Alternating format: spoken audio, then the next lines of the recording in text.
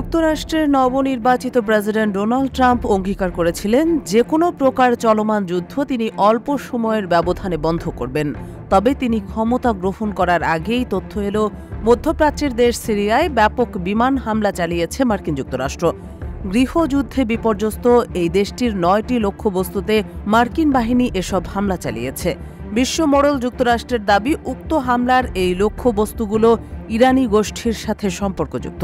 বিশ্লেষকদের মতে, দখলদার ইসরায়েলের প্রতি অকুণ্ঠ সমর্থন প্রদর্শনেই যুক্তরাষ্ট্র এই হামলাগুলো করেছে। তবে এই হামলার পেছনে ওয়াশিংটনের অন্য উদ্দেশ্য থাকতে পারে বলে ধারণা করা হচ্ছে। 12 নভেম্বর মঙ্গলবার এক প্রতিবেদনে এই তথ্য জানিয়েছে বার্তা সংস্থা রয়টার্স। বার্তা সংস্থাটির প্রতিবেদনে বলা হয়েছে, সিরিয়ায় ইরান সমর্থিত বিভিন্ন গোষ্ঠীর সাথে সম্পর্কযুক্ত 9টি লক্ষ্যবস্তুতে তারা হামলা চালিয়েছে বলে মার্কিন সামরিক বাহিনী সোমবার নিশ্চিত করেছে।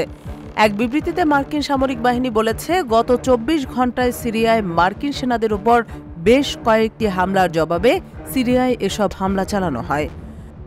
মূলত ইরাক ও সিরিয়ায় ইরান সমর্থিত গোষ্ঠীগুলোর বিরুদ্ধে মাঝে মধ্যেই অভিযান চালিয়ে থাকে যুক্তরাষ্ট্র। একসময় উভয় দেশের বিস্তীর্ণ অঞ্চলের নিয়ন্ত্রণ নিয়েছিল আইএস সহ অন্যান্য গোষ্ঠীগুলো।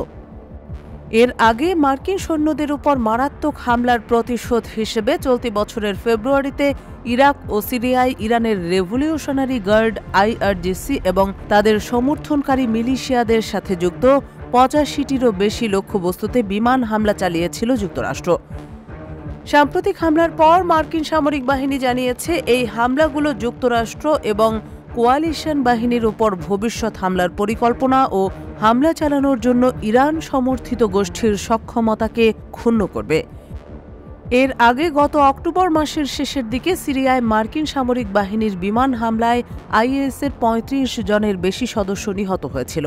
যুক্তরাষ্ট্রের সামরিক বাহিনীর সেন্ট্রাল কমান্ড সেন্টকম সে সময় জানিয়েছিল, সিরিয়ার সমগ্র অঞ্চল ও এর বাইরে বেসামরিক নাগরিকদের পাশাপাশি মার্কিন মিত্র ও তার অংশীদারদের বিরুদ্ধে আইএসের হামলার পরিকল্পনা, সংগঠিত হওয়া ও হামলার সক্ষমতাকে ব্যাহত করেছে ওই হামলা।